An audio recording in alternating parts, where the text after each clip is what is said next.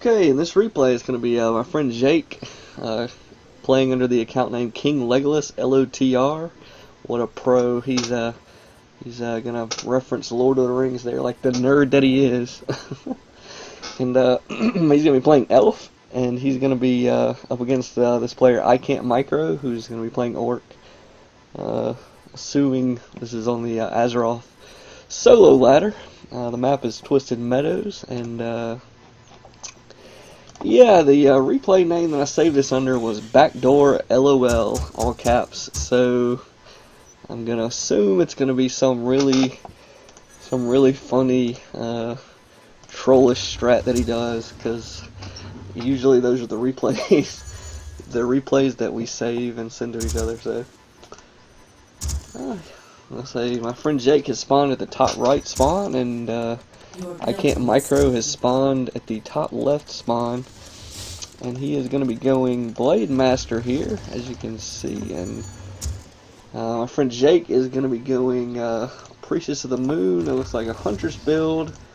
He likes to wall off his base against Orc players, and because we all know how annoying the Blade Master can be if he's just got free reign to run in and do all his shenanigans back there. And of course my friend Jake loves to do the troll chat, so he's going to do some Lord of the Rings flavor comments just to start this game off. And Orange apparently is not a fan. He's confused, and he's really not a fan of this this walled off base that my friend Jake has got. So, and he's Orange has skipped a barracks and has got an early shop and is putting up a war mill. So if he gets some towers, I don't think the hunts are going to be that effective now. Our friend Jake starts adding in some ballista before Orange gets any air or demolishers out. Then he might be able to do some early damage here, but as you can see, Orange is going to be, since he's been stymied at the getting into the wisps, the wood wisps here, he's just going to go creep, and Jake is going to, I think he'd be trying to harass him a little bit, but I guess he's just kind of waiting on his, huntresses to do some creeping of zone, and his wisp caught sight of Orange's Blade Master there, so he sort of knows that he's on his side of the map, and now Jake's going to decide to do a little bit of harassment. Orange has one tower going up. Unfortunately, Jake didn't run in there and stop it, so that's going to get up, and it's going to be kind of annoying to push that. But my friend Jake, it looks like he's going to do an Ancient Protector push, and judging from the position of the towers and the burrows, it looks like his protectors are going to be mostly out of range in the back there. So here we're going to see Orange do his damnedest to prevent this from happening, but I don't think he's got enough DPS to really stop everything and kill the Huntresses and the Priestess of the Moon. And he's taking a lot of damage on his Blade Master, so that's going to force the TP, and he is really in a tough spot here. He's only got the one bestiary up, and as you know, the Wyvern is not going to be, while it has high DPS, once the Protectors get up, it's not going to be very effective at all against taking down these Protectors. So if any of these Protectors get up, it's going to be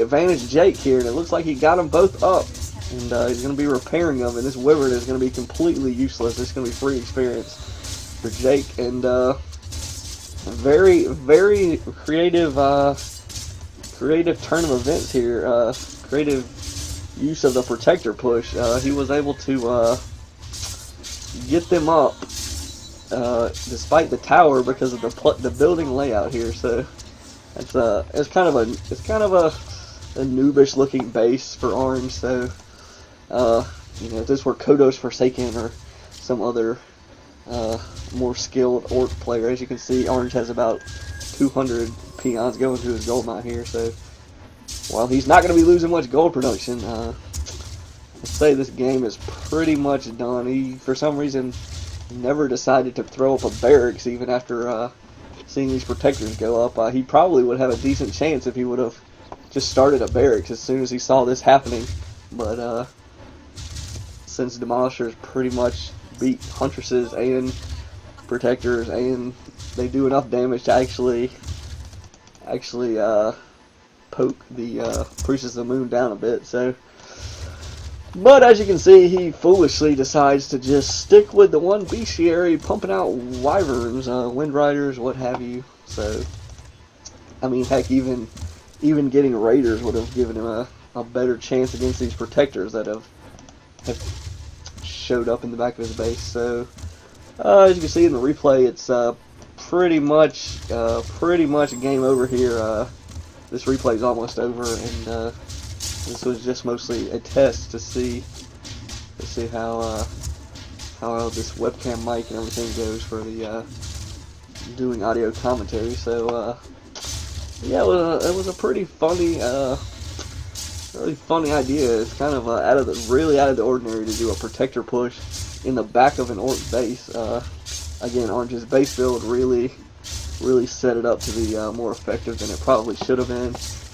Skipping barracks and burrows way far away from the gold mine and the wood, the tree line there. So, and only the one tower. So, and he really didn't respond effectively once he saw that happening. He decided to go for a wyvern and never throw up even a second bestiary or a barracks, which either one probably would have given him a much better shot of at least surviving this push. I don't know about the rest of the game if he would have stopped the protectors from coming up, but he definitely wasn't going to do anything with the wyvern against the protectors. So, and for some reason he decided to do that. So as you can see, this game is over in 9 minutes and 44 seconds.